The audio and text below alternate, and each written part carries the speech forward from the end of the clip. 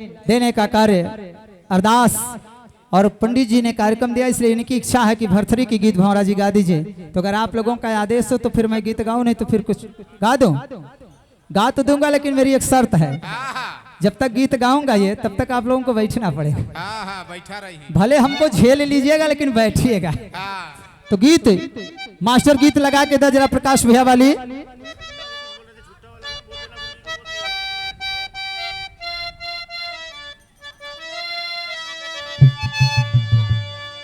चली गईला बाहर याद आवे बारी बारी हो, चिड़ैया बन के उड़ी गईले।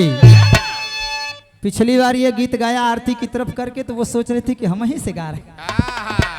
अरे पगली में तेरे लिए थोड़ी गा रहा था, क्योंकि ये चैनल चल रहा है और चैनल में मेरा विंध्यवासिनी तो गजब का है, लेकिन उसमें एक ऑपरेटर है बड़ा रसीला है, वो कुछो को कुछो बता देता है, इसलिए बड़ा डर डर के ध्यान से गीत गाता हूँ। लेकिन मुझे पूरा विश्वास है कि अब मेरे इस विंध्य स्टूडियो की इस गरिमा को मेरा भाई हमेशा बचा करके रखेगा और बुलंदी तक ले जाने का काम करेगा। सुनील भाई के लिए भी जोरदार ताली बजाने का काम कर दीजिए। लाइन दिया है, चली गईला बाहर याद आवे बारी बारी हो, चिड़ैया बन के उड़ी गईले, चिड़ैया बन के उड़ी गईले। सैया जी हमारी हो, चिड़ैया बन के उड़ी गईले।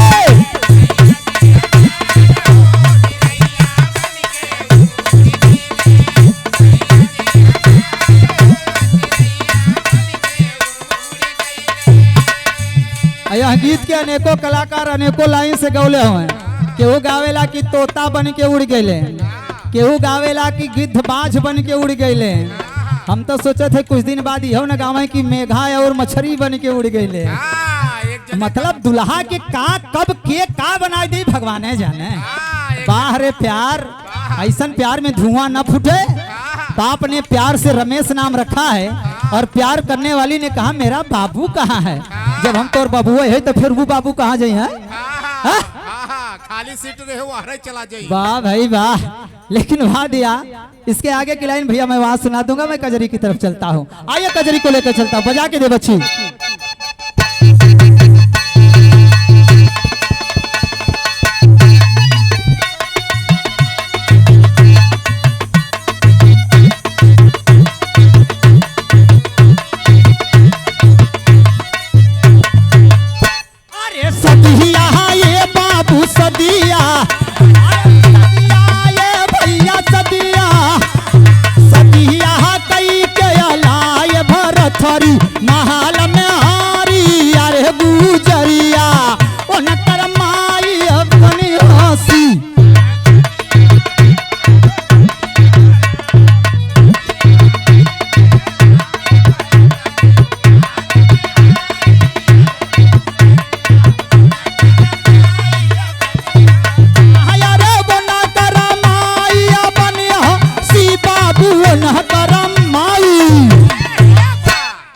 उज्जैन की धरती पे राजा विक्रमादित्य के भाई भरथरी बहुत अच्छे ढंग से राजपाट चल रहा है। राजा विक्रमादित्य ने अपने भाई की शादी फाना है, श्यामदेवी से विवाह किया और श्यामदेवी से भरथरी की शादी हुई। तो उज्जैन के महल में रानी श्यामदेवी आ गई और जब आई है दिन बीता मुंह दिखाई में, रात हुई है। भरथरी चले हैं अपनी दुल्हन से मिलने के लिए आधी रात को। और जब आधी रात की चलल हुए तो भैल कार्य बच्ची जा दे अंतरत। तब भरथरी पहुंचे महल में जाई, अरे जावा श्याम दे।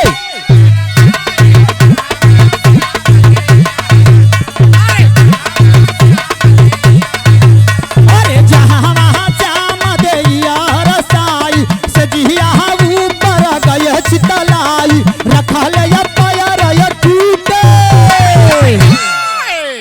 आधी रात में पहुंच के पहला पैर जोने समय वही सेज पे रख लेन है लकवा वाला।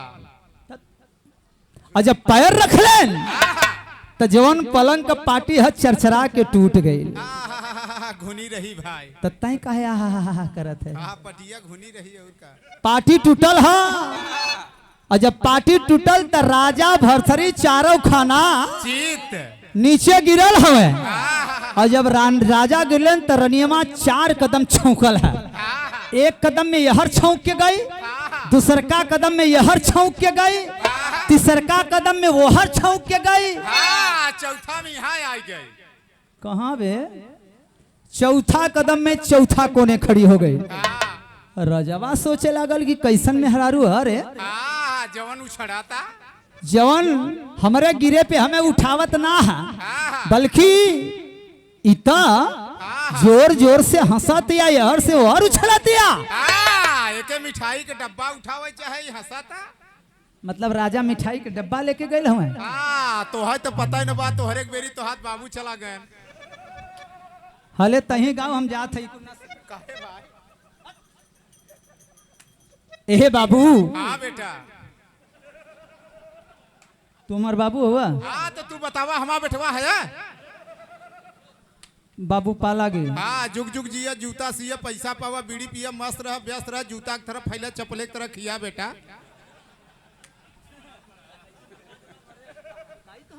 का करबो के निकाल चलवा करे। यही कारण बा कि कोरोना में के कब दवाई खियावे की जरूरत ना पड़ल। सांस बहुत तेज रोकेला। हाँ जेका सांस रुक गई चला गया। लेकिन आवाज दे दिया। भरथरी ने कहा कि ऐसी दुल्हन के साथ में रिश्ता नहीं रखूंगा। प्यार की तो बात छोड़ो, मैं रिश्ता ही नहीं रखूंगा। आखिरकार महल मेहर दोनों छोड़ देलेन और महल मेहर दोनों छोड़ के गईलेन कहाँ रे बच्ची? बताओ था कैसे बच्ची?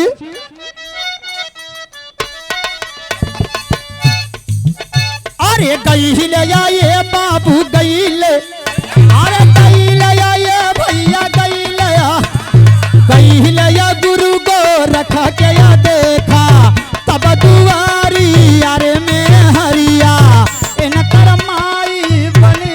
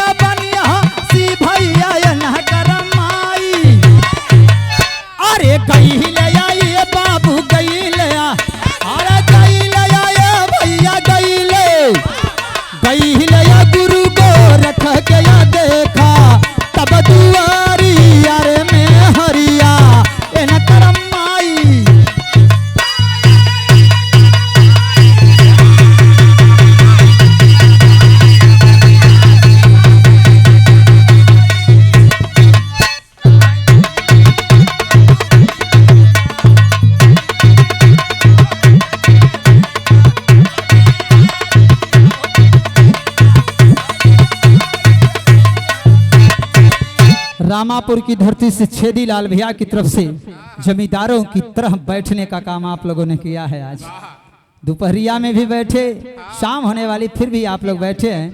रातों बैठा रही क्या बिना आप सभी लोगों को प्रणाम करता हूँ। और गुरु गोरखनाथ के कुटिया के बीच में पहुंचे हैं। और जब कुटिया में पहुंचे तो गुरु गोरखनाथ ने कहा, अरे बेटा इस समय तो तुम्हें अपनी दुल्हन के साथ महल में होना चाहिए, तो यहाँ क्या कर रहा है? भरथरी को लेने बाबा पैसा ले पहले। ये प्रकाश बड़े भैया आपकी तरफ से फिर से कछवा बाजार की तरफ से, पूरे कछवा बाजार के लोगों की तरफ से अमूल्य 51 रुपया भैया को प्रणाम करता हूँ। पोहिला के पूरा से मुन्ना तिवारी आदरणीय गुरुदेव की तरफ से भी छोटे से कलाकार भौरा को अमूल्य 50 रुपया प्रणाम करता हूँ। भरथरी ने कहा कि कैसे करे साथे रही, उतना एक छलांग में यहाँ कूदा था तो दूसर का छलांग में और हम गिर गई तो हंसा दिया। जो मेरा उपहास करने का काम करता है मैं उसको अपने परिवार का सदस्य नहीं बना सकता। मैं उसके साथ में नहीं रखूंगा, मैं उसको रखने का काम नहीं करूंगा। गुरुदेव गुरुजी समझावत हैं, करे बच्चा पहली रात है, गलतियां होती हैं। गलती कौन नहीं करता फौजी भाई, हर कोई गलती कर जाता है। तो पहली रात है, इसलिए उसकी गलती को माफ करो, आगे गलती ना करे इसका उसको सजेशन दे दो। लेकिन इतनी बात सुनने के बाद ही भरथरी ने कहा ना, आप मुझे ये बताइए कि आखिर वो हंसी क्यों? मैं राजा और राजा की दुल्हन मेरे गिरने पे दुख में अगर हंस रही तो उसका कोई कारण होगा। जब तक कारण नहीं बताएंगे तब तक मैं वापस जाने वाला नहीं हूँ। भरथरी से जब जिद कैलन तब गुरु गोरखनाथ कहने कि एके जाने खातिर तो एक जन्म पीछे के बात समझे के पड़ी। कहीं एक जन्म नहीं 17 जन्म बताओ, लेकिन बताओ काहे हंसल है? हंसबी हंसबी कहे हाँ वो हंसी, बार बार हंसी। कहे तब कारण बतावा काहे हंसी? इस बात को सुन करके गुरु गोरखनाथ ने कहा कि नीचे बैठ जा बेटा, मैं तुझे बताता हूँ ये कारण क्या है जिस कारण से वो हंस रही है। तो बताया है, क्या बताया बच्ची? दे 4 लाइन।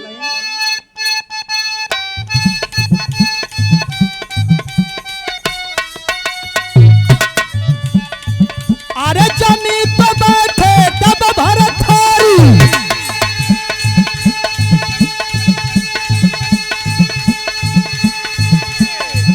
अरे गुरु गोरख तब रहे समा,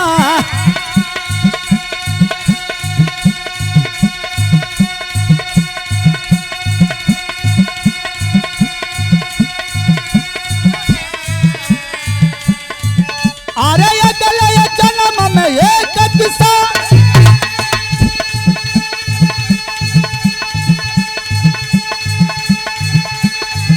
अब हरवा जोतत खेत में,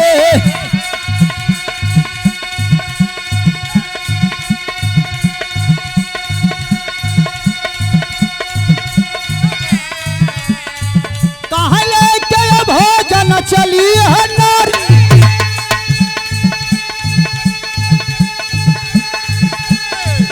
अरे एक गोदिया नया लालू,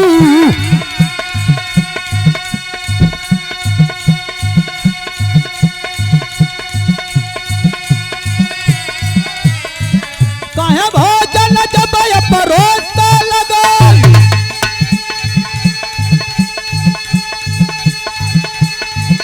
अरे ये स्थल से गए तू है अब,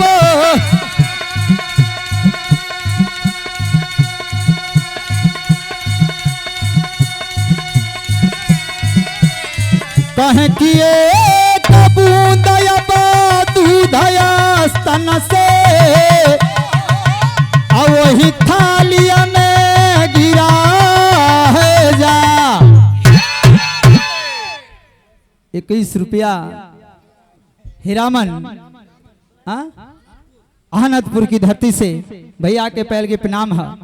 प्रमाण मिलता है पंचो कि किसानी करने का काम तुम भरथरी कर रहे थे पिछले जन्म में। तेरी दुल्हन खाना लेके चली, उसकी गोद में एक दूधमुहा सा बच्चा है, स्तनपान कर रहा है, आंचल से ढककर स्तनपान करा रही है। खाना को परोसने के लिए थाली मेड़ पे रखी है, और जब ही खाना परोस रही थी तब तक वो बच्चा झिझक गया, उसका स्तन से मुंह छूट गया, और जब मुंह छूटा तो एक बूंद दूध जाकर के उसी थाली में। अब वो सोचने लगी कि अगर मैं पति को बताऊंगी तो पति खाना नहीं खाएगा, और पति मेरा भूखा रह जाए इस धूप में, ये मैं बर्दाश्त नहीं कर सकती। छुपा लिया, खाना दिया, खाना खाया है, और जब खाना खाने का काम पति किया तो फिर दुनिया से जाने का काम कुछ दिन के बाद तुम दोनों लोगों ने कर दिया। भरथरी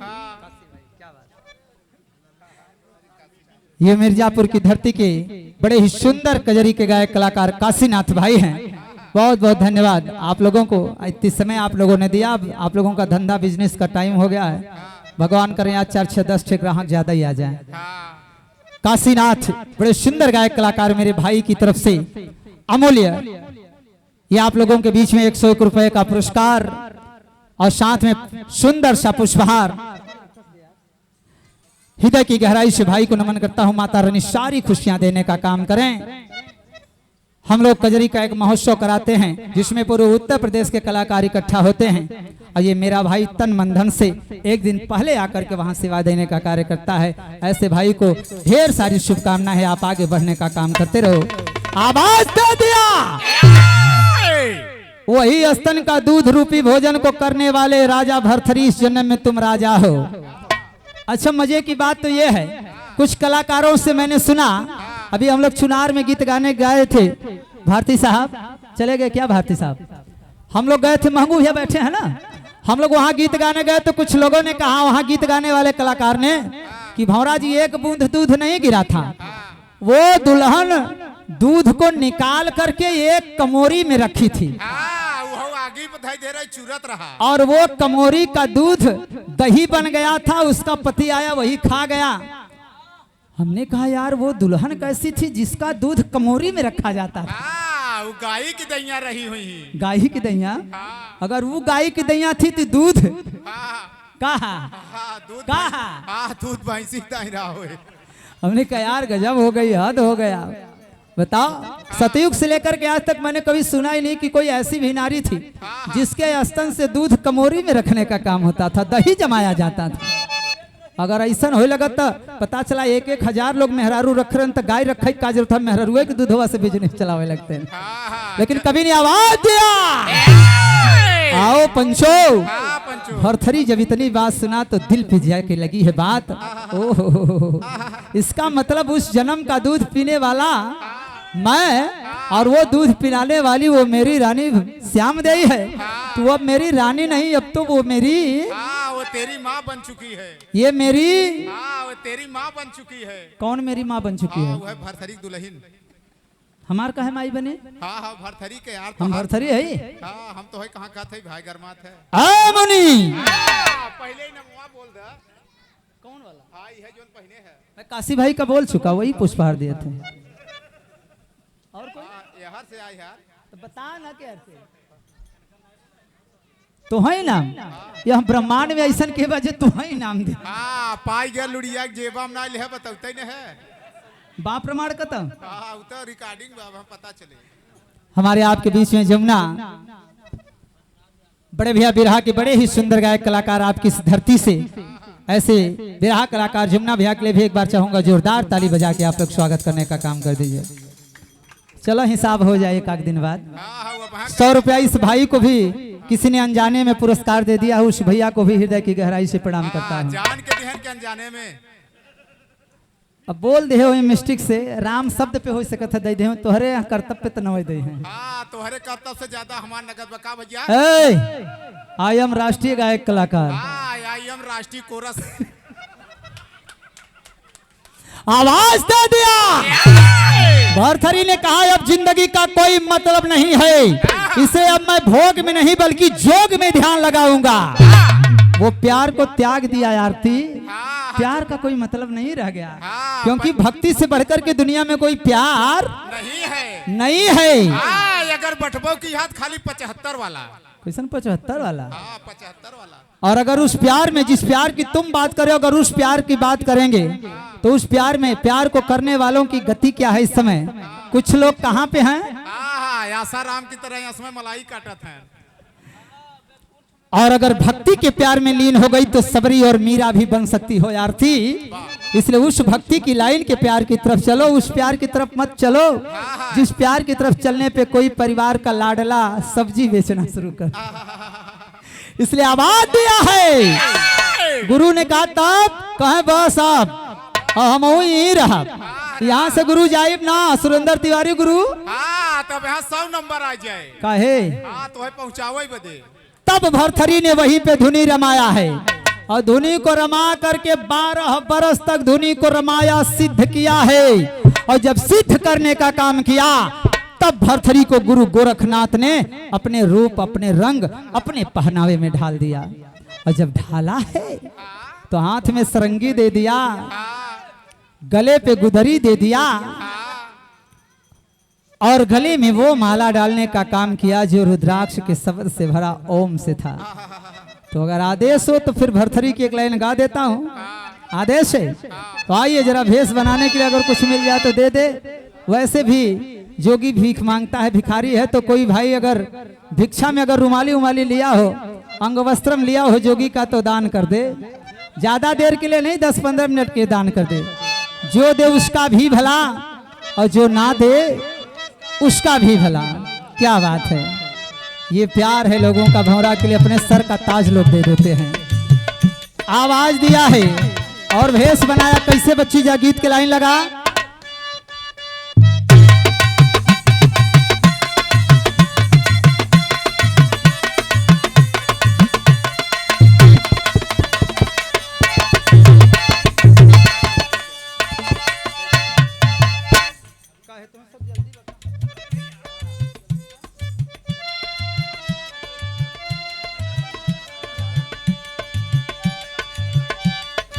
भक्ति में लीन होकर के भरथरी ने गीत गाना शुरू कर दिया। सरंगी को बजाना शुरू किया, भेष को बदला, राजसी वस्त्र को त्याग दिया पंचो। किस लिए? लोग कहते हैं कि हर एक इंसान के पीछे नारी का हाथ है तरक्की में। ये भौरा बताने चल रहा है कि नारी को त्यागने का काम भरथरी ने किया था।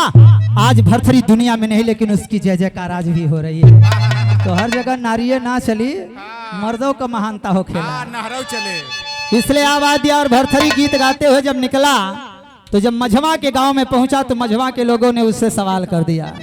क्या सवाल किया रे बच्ची जाला इंदा? ओ हो अरे अरे कावाने कारनामा भरथरिया बानिया गैला जोगी आयर बानी गैला जोगी। राजा पाटा दियाला सब विसारन हो या हो।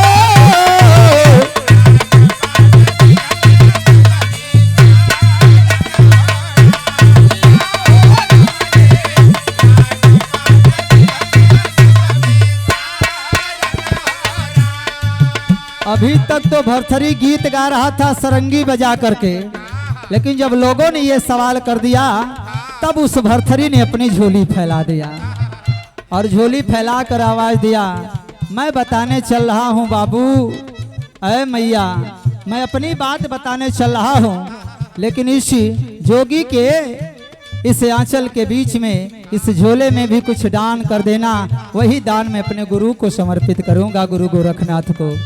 तो आवाज दिया है ये हमारे सुरेंद्र तिवारी आदरणीय गुरु जी ने भौरा रूपी इस भरथरी को मझवा की धरती पे दान किया है। गुरु गोरखनाथ सारी खुशियां आपको दें। लेकिन दिया क्या आवाज भरथरी ने? बता रहा मैं क्यों जोगी बना हूँ।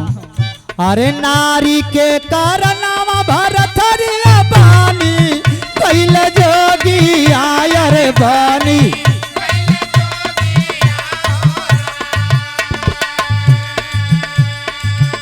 नारी के कारनामा भरथरिया बानी कैले जोगी आयर बानी।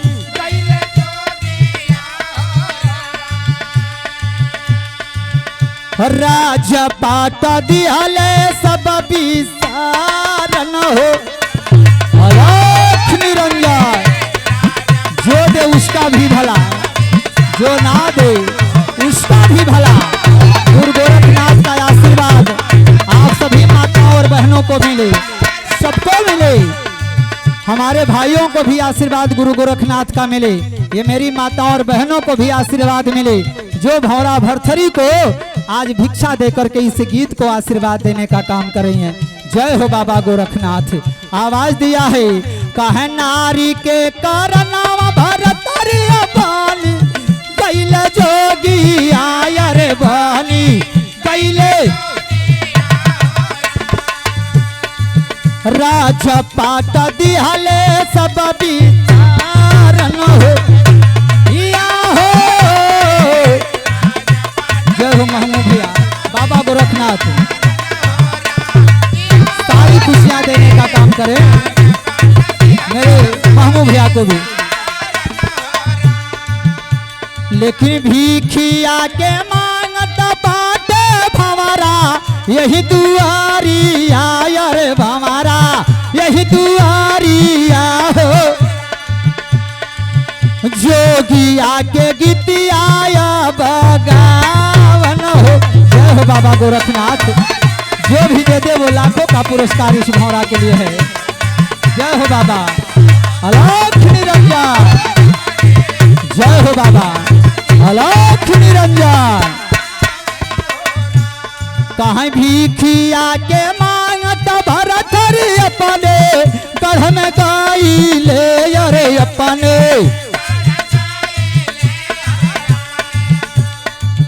अरे भीखिया के मांगत भरथरी अपने गढ़ में गाई ले माई अपने गढ़ गाई।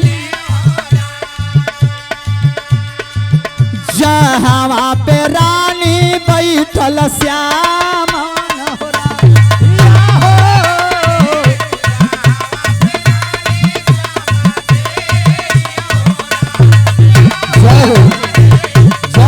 बाबा गोरखनाथ। ये प्रकाश भैया ने भी भरथरी रूपी भौरा को आशीर्वाद दिया है। बाबा गोरखनाथ सारी खुशियां दें। सभी लोगों ने आशीर्वाद दिया इस भौरा को। बाबू भौरा इस भरथरी को गीत गाने का आगे समय लाइन देने का कार्य किया है। बड़ी प्यारी सी भावनाओं को दिया है।